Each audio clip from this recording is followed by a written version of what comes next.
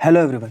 जैसा कि मैंने आपको कहा था कि जब आर्टिकल 4 ख़त्म हो जाएगा, जैसे कि मैंने आपको बताया कि आर्टिकल 1, 2, 3, 4 मैंने ख़त्म कर चुका है। जिन्होंने नहीं देखा है डिस्क्रिप्शन में लिंक है, जाके आप देख सकते हो। तो आर्टिकल 4 जैसे ही ख़त्म होगा, मैंने कहा था एक क्वेश्चन मतलब कि एमसीक्यू को इम्पोर्टेंट एमसीक्यू वाले वीडियो लाऊंगा जो सिर्फ और सिर्फ कॉन्स्टिट्यूशन का पार्ट 1 से रिलेटेड होगा। तो वही ये वीडियो है दोस्तों, तो लास्ट तक जरूर देखिएगा। जितने भी क्वेश्चंस होंगे वो रिपीटेड है, किसी ना किसी एग्ज़ाम में आए हुए हैं या मोस्ट रेलेवेंट भी आप इसे कह सकते हो। ठीक है, तो देखिए ज़्यादा इसमें ये नहीं है आपको कि मैं आपको डिटेल बताऊं, क्योंकि सारे जितने भी बात थे आर्टिकल 1, 2, 3, 4 में मैंने वहाँ पे आपको शॉर्ट तरीके से बता दिया कि हाँ मेनली ये आर्टिकल आखिर है क्या, आर्टिकल 1 क्या है, आर्टिकल 2 क्या है, आर्टिकल 3 क्या है और आर्टिकल 4 क्या है। वो मैंने आपको ईजी भाषा में बता दिया और आपको उतना ही याद रखना है जितना मैंने बताया है, वो काफ़ी है।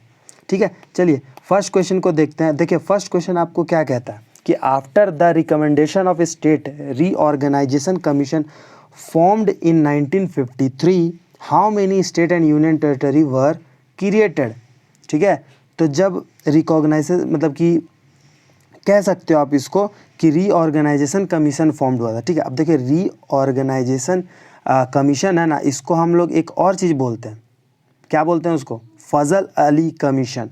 ठीक है, इसको हम इस नाम से भी बुलाते हैं, फजल, लिख देता हूँ यहाँ पर। ठीक है, फजल Ali commission.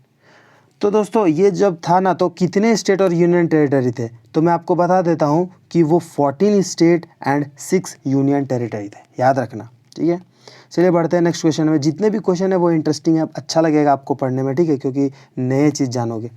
In which year Goa was confirm statehood, मतलब गोवा को कब राज्य बनाया गया था? तो 1987। जी हाँ, 1987 इट्स योर करेक्ट आंसर। ठीक है, देखो क्वेश्चन आपको ये जितने भी करा रहा हूँ ना, मैं आपको कहूँगा कि आप क्वेश्चन लिखो और डायरेक्ट आंसर लिख लो। ठीक है, जैसे इसका तो 1987, मतलब कि वन लाइनर की तरह आप इसको नोट कर लो तो बेहतर होगा आपके लिए। नेक्स्ट क्वेश्चन में बढ़ते हैं।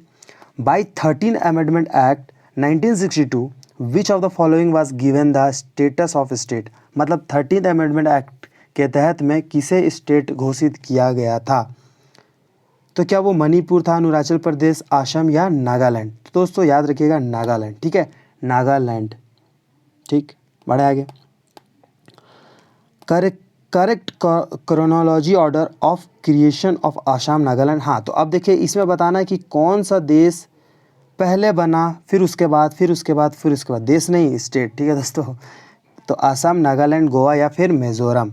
तो अब देखिए ऑप्शन 1 में है मिज़ोरम, गोवा, नागालैंड, आसाम, या फिर आसाम, मिज़ोरम, गोवा, नागालैंड, या फिर आसाम, नागालैंड, मिज़ोरम, गोवा, या फिर नागालैंड, मिज़ोरम, आसाम, गोवा। तो इसका करेक्ट आंसर है वो है आसाम था। पहले पहले आसाम था, उसके बाद नागालैंड बना, उसके बाद मिज़ोरम, देन गोवा। ठीक है, ठीक है, तो C is your correct answer. In which year Manipur and Tripura become, मतलब कि कब ये दोनों स्टेट बने पूरी तरह से?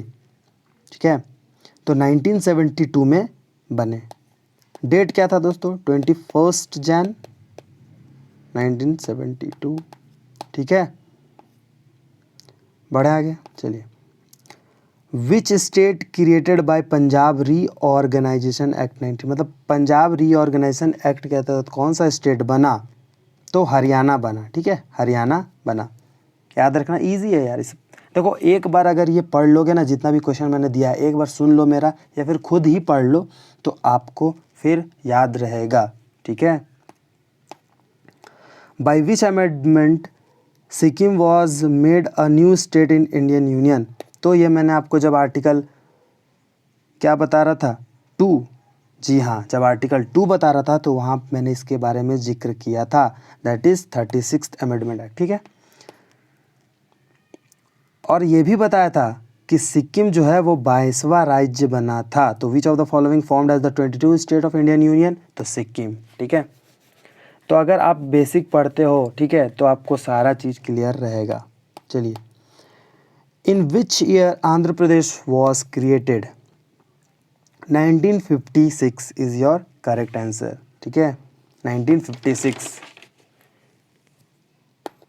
चलो, in which year Sikkim was included in the North Eastern Council. हाँ, ये इंपॉर्टेंट है, ये उस दिन मैंने नहीं बताया था आपको। तो इसका सही जवाब है 2002 को इसे हम लोग ने इंक्लूड किया नॉर्थ ईस्टर्न काउंसिल में। आइए बात करते हैं, a bill for the creation of new state in India is required to be passed in parliament by. हाँ, तो कितना उसका मेजोरिटी होना चाहिए? तो दोस्तों इसका याद रखना, सिंपल मेजोरिटी होना चाहिए, नथिंग एल्स, और कुछ नहीं। ठीक है, ठीक है, चलो अब देखो नेक्स्ट क्वेश्चन जो है वो मैं आपको बताया हुआ है, ठीक है, कि क्रिएशन ऑफ न्यू स्टेट और change in name of A state needs amendment in which of the following schedule. मतलब कि जब हम नाम चेंज करते हैं या फिर किसी दूसरे स्टेट को जोड़ते हैं तो कौन से शेड्यूल में चेंज आता है? तो वो है आपका फर्स्ट, ठीक है, फर्स्ट शेड्यूल में। जैसे मैंने आपको बताया था कि जहाँ सारे स्टेट के बारे में फर्स्ट शेड्यूल में लिखा हुआ होता है, उसके नाम के बारे में और भी स्टेट से रिलेटेड जानकारी वो आपको फर्स्ट शेड्यूल में लिखा हुआ होता है। ठीक है दोस्तों, तो आई होप ये वीडियो आपको अच्छा लगा हो, और जितने भी क्वेश्चन थे वो सारे रेलिवेंट थे, और आर्टिकल 1 से लेकर 4 तक अगर आपको नॉलेज हो तो ये क्वेश्चंस कर लेना। अगर आप सही आंसर दे रहे हो तो समझ लेना कि आपको पार्ट 1 कॉन्स्टिट्यूशन का क्लियर है। ठीक है, फिर मिलते हैं नेक्स्ट वीडियो में फिर इन्फॉर्मेटिव वीडियो के साथ। तब तक के लिए बाय, जय हिंद।